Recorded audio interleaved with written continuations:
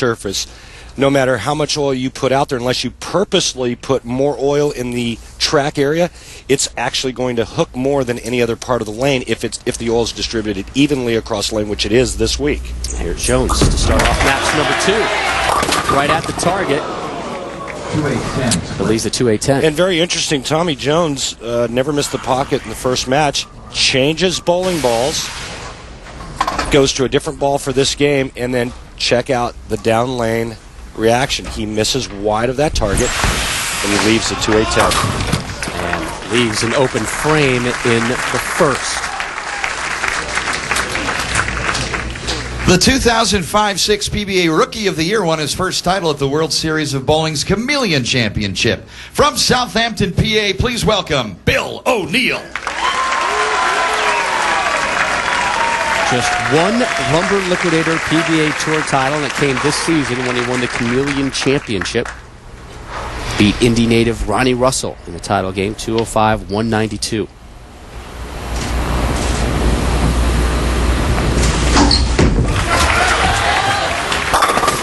He goes heavy, but doesn't get punished.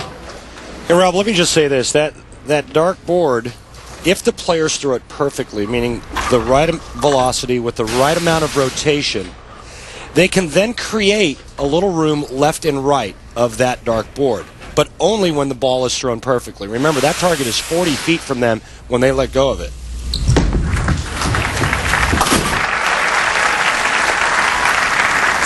Well, Bill O'Neill did not start this tournament strong. 185th after the first block. He bowled 2 150s during that, and that was on Tuesday. Then on Wednesday, he averaged about 250 and shot up to 13th, and then he just continued his climb up the leaderboard from 5th to 3rd to 2nd, which is where he starts today.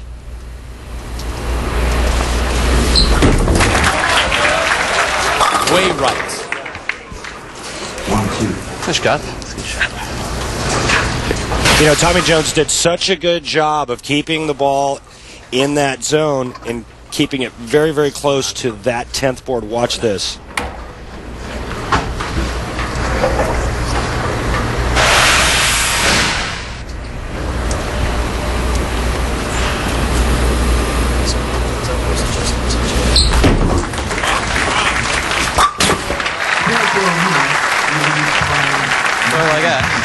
Well, Rob, we have Cat's numbers this week, the computer-aided tracking system brought to us by the Kegel Training Center. And, again, the numbers don't lie. His ball position down the lane at about 39 feet was around the 6th board, and that's no man's land.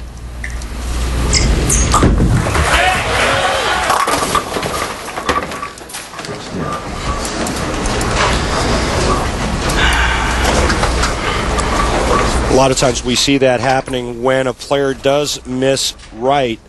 The tendency is to overcompensate with the very next shot, and that's exactly what Tommy Jones does. He pulls it left and goes right through the nose. The good news is he avoids the split. Tommy, what has changed on the lanes from match 1 to now? They just carried down a little bit, so the other ball was starting a little soon, so trying to get another ball to roll through them. So just transition from the lights and carrying down extra shots. So Jones and O'Neill, both of them having to really figure out these lanes early on.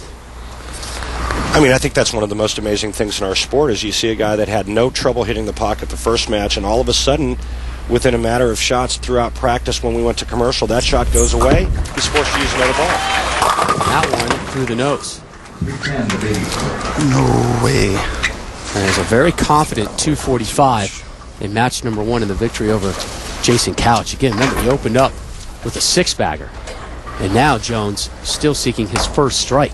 And trying to avoid his second open frame in 3 frames.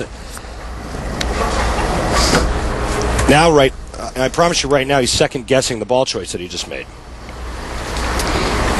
He's left the 310. He needs to convert this to avoid his second open frame of this semifinal. And he doesn't do it. And Bill O'Neill, who's never won a major, has an early opening and an early 22-pin lead, and that's just off of back-to-back spares. So no strikes yet in match number 2.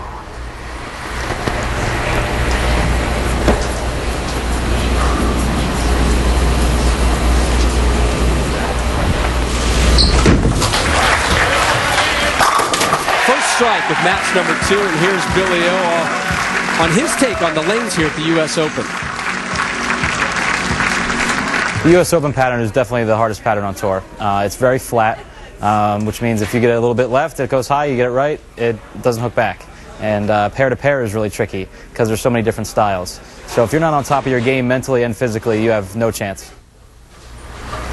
O'Neill, a 4-time first-team All-American at Saginaw Valley State University. It's a pretty good explanation of a U.S. Open.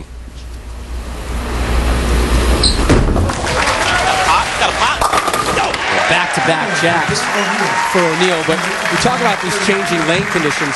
Of our 3 remaining bowlers, who do you think this favors the most? Is it the lone lefty, Mike Scroggins, Tommy Jones, who has a moderate amount of experience, or kind of a youngster in Bill O'Neill? Well, I don't think it favors Tommy Jones because he's lost right now with 2 out of 3 frames that he didn't fill. Bill O'Neill just caught a double. He's starting to feel comfortable. He knows that all he has to do is make good shots. It's going to be interesting to see what kind of ball reaction Mike Scroggins has. Jones through the nose. And this is the crazy thing about a U.S. Open. It happens What is that? in match play. It happens in qualifying, game to game. You think you've got it, and just when you think you got it, the lanes change just enough to where you can't hit the pocket. That's exactly what Tommy Jones is going through right now. Once he loses pocket, he's indecisive about what ball to throw. It makes it that much more difficult to throw good shots. This is no time and no place for second guessing. Great look at the spare conversion from TJ. So Jones, open frame, spare, open frame, spare. Down 32 through 4.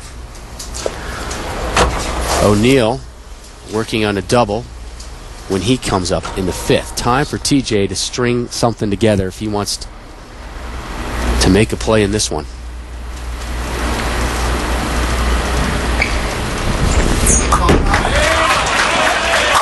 There you go.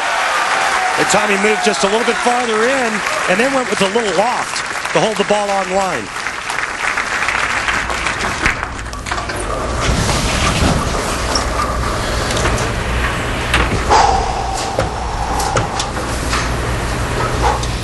.28-year-old Bill O'Neill entered the week tied for second in the Player of the Year race with Chris Barnes.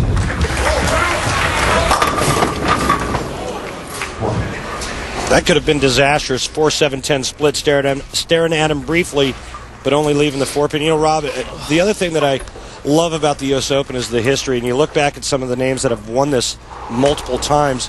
Marshall Holman, Del Ballard Jr., David Husted won it 3 times, and like you said earlier, the only player to ever successfully defend the U.S. Open when it changed from the BPAA All-Stars back in 1971. Pete Weber won 4 times, Dick Weber won 4 times, Don Carter won 4 times. Just huge, huge names. Dave Husted winning it back-to-back in 95-96. Here's the Player of the Year standings entering this week. Should Bill O'Neill win the title today, he would move up to number 1. Walter Ray earned 2 points with his 5th-place finish last night, so he now has 52.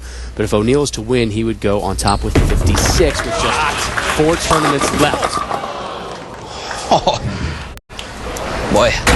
Confidence lacking in match number 2 for both of our competitors, even though O'Neill's up 30.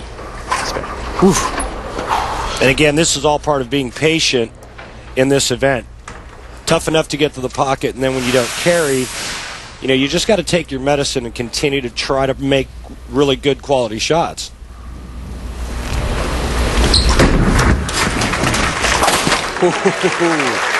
And missing single pin